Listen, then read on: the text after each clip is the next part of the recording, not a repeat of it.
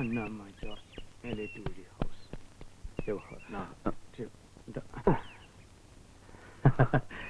Morning. Good morning. Any problem? ഇപ്പൊ തൽക്കാലം no problem. പക്ഷെ ഡോക്ടറുടെ അടിക്കടിയുള്ള ഈ ചോദ്യമാണ് ബിഗ് പ്രോബ്ലം. I say. എന്നാ പ്രോബ്ലംസ് ഉണ്ടാവും. വെറുതെ ഇരിക്കുമ്പോ എന്റെ പുസ്തകങ്ങൾ മനസ്സിരുത്തി വായിക്കൂ. Especially hammer and human mind, കൊട്ടുപടിയും മനുഷ്യ മനസ്സും. An interesting phase. അന്നമ്മ മേലേറ്റ് ഒഴികെ ഈ അടുത്ത് ചില പ്രോബ്ലംസ് ഉണ്ടായി. ആദ്യം ഇല്ല ഇല്ല എന്ന് പറഞ്ഞു, പിന്നെ ഉണ്ട് ഉണ്ട് എന്ന് പറഞ്ഞു. ഇപ്പൊ എന്റെ അഡ്വൈസിലാണ്.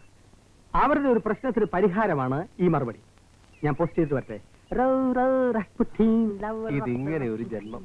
അതെ, താൻ ആ പുസ്തകം ഒന്നും എടുത്ത് വായിക്കരുത്. മുഴുവൻ ഭ്രാന്ത് ഉറപ്പാ. അത് ശരിയാ. എന്നാ ശരി.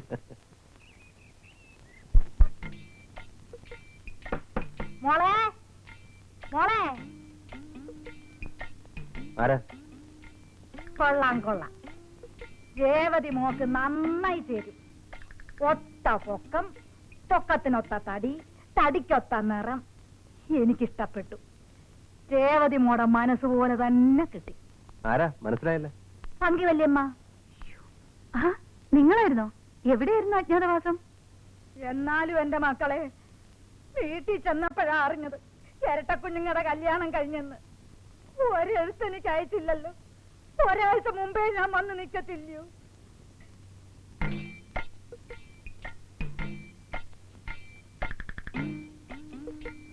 ഞാൻ ആരാന്ന് ചോദിക്കുകയായിരിക്കും നിന്റെ കെട്ടിയോൻ. ദാ ഈ കയ്യിലോട്ട് ആ രണ്ടെണ്ണത്തിനെയും പെറ്റിട്ടത്.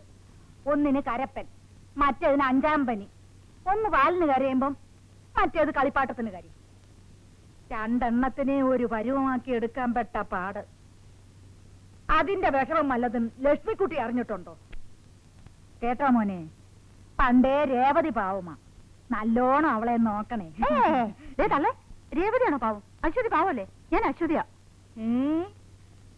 പങ്കിയമ്മോടുള്ള സ്നേഹം കണ്ടപ്പോഴേ എനിക്ക് തോന്നി എന്റെ മോൾ അശ്വതിയാണെന്ന്. കഴിക്കാൻ വല്ലതും ഉണ്ടോ മക്കളെ? വിശന്നിട്ട് കുടല് കരിയുന്നു. ഞാൻ വല്ലതും എടുത്ത് കഴിക്കട്ടെ. എന്താ ഇത്?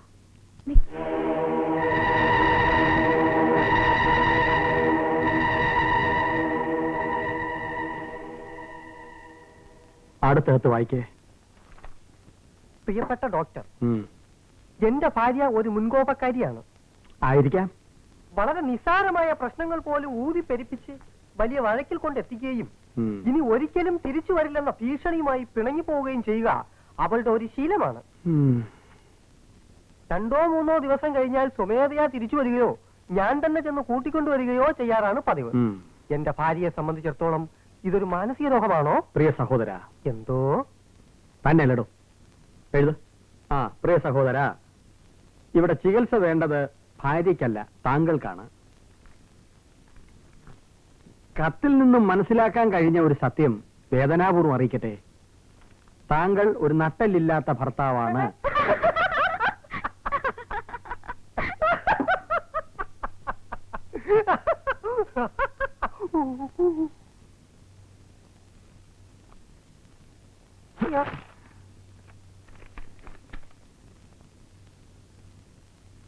മോളെ ഡെന്നെ. എന്തോ? ആ കർലാസിംഗ, ആ കർലാസിംഗരാൻ.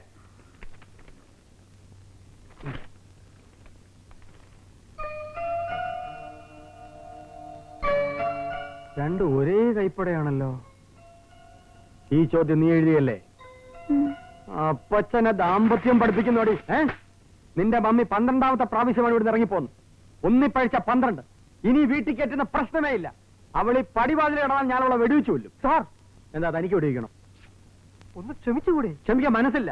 ഞാൻ കല്ലായിപ്പോയി. എന്റെ മനസ്സ് കല്ലായതാണ്. അല്ല, ഇവിടെ മമ്മി ആക്കിയതാണ്. മമ്മി വരുന്നുണ്ട്. ഞാൻ ഇവിടെ വിളിച്ചോണ്ട് വരെ ഇരിക്കായിരുന്നോ? 1 മണിക്കൂറായി വിളിക്കുന്നു. ഇത് എവിടെയായിരുന്നു? പിന്നെ എപ്പോഴും ഇതിന്റെ ചോട്ടിൽ തന്നെ ഇരുന്നാ മതിയോ? വേറെ പണിയൊന്നുമില്ലേ?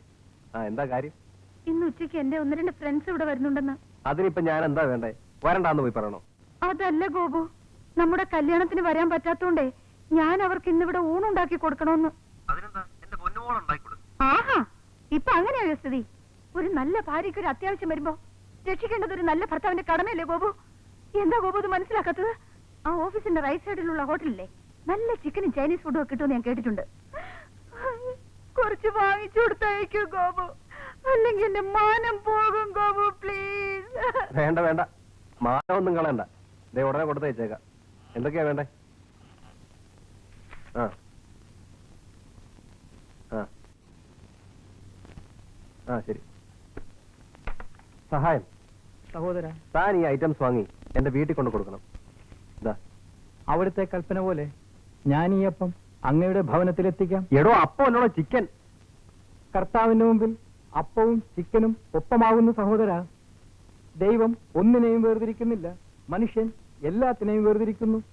മനുഷ്യൻ അപ്പത്തെ വേർതിരിക്കുന്നു, അപ്പം മനുഷ്യനെ വേർതിരിക്കുന്നു. എല്ലാവരും എല്ലാത്തിനെയും വേർതിരിക്കുന്നു. അപ്പത്തെ വേർതിരിക്കുമ്പോൾ മനുഷ്യൻ മനുഷ്യനല്ലാവുന്നു.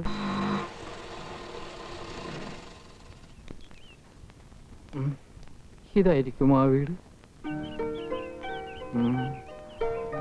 ഇതായിരിക്കും. അല്ല, ആ അങ്ങോട്ട് പോകരുത് കർത്താവേ. എന്തിനീ പരീക്ഷണം?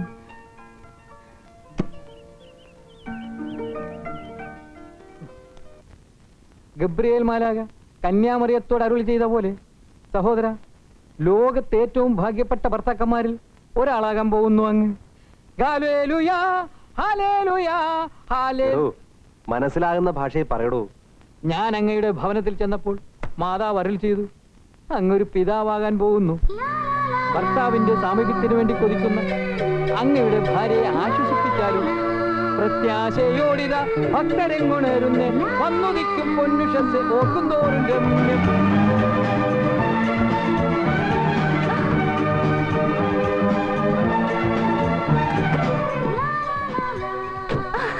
എന്താ ഗോപു നേരത്തെ വന്നേ? ഈ സമയത്ത് ഇങ്ങനെയൊന്നും ഓടാൻ പാടില്ല, നിനക്കറിയില്ലേ? ഉച്ച സമയത്ത് ഓടാൻ പാടില്ല. ദേ തമാശ വേണ്ട. ഡോക്ടറെ വിളിച്ച് അപ്പോയിന്റ്മെന്റ് ഫിക്സ് ചെയ്തിട്ടാ ഞാൻ വന്നിരിക്കുന്നത്. നീ വേഗം റെഡിയാ. അയ്യോ, ഗോപന് സുഖമില്ലേ? ഒരു ഭർത്താവിന്റെ കടമകൾ എന്തൊക്കെയാന്ന് നീ എന്നെ പഠിപ്പിക്കണ്ട. എന്റെ തങ്കക്കുട്ടനെ 5 സ്റ്റാർ ഫെസിലിറ്റി കൊടുക്കണം. ഇതാണോ കാര്യം? അതിന് ഇനി സമയമുണ്ട്. സംഗതി എനിക്കില്ല, രേവുന. ആ ദൈവസഹായം പറ്റിച്ച പണിയാ. അയാൾ ചെന്നത് അപ്പുറത്താ. കൊടുത്തയച്ച ചിക്കൻ ഫ്രൈയും ഫ്രൈഡ് റൈസും മുഴുവൻ ആ പങ്കി വല്യം ഒറ്റ അടിക്ക് വിഴുങ്ങി. ബാലേട്ട് കൊടുത്തയച്ചാണെന്ന് കരുതിയത്. എന്റെ മോഹം മാടിയത്? ഏയ് ഒന്നുമില്ല. അല്ലെങ്കിലും അതാ അതിന്റെ ശരി. ദേവൂല്ല ആദ്യം ജനിച്ചത്. നീ വാ.